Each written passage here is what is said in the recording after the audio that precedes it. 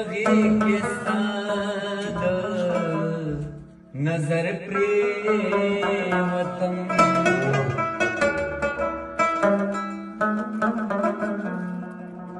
نن خو دې اوچت کړما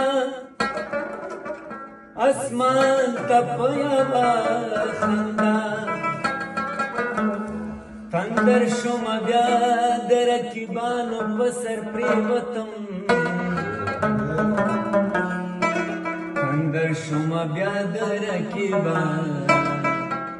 په سر پریوتم تر کومې او به زما وي د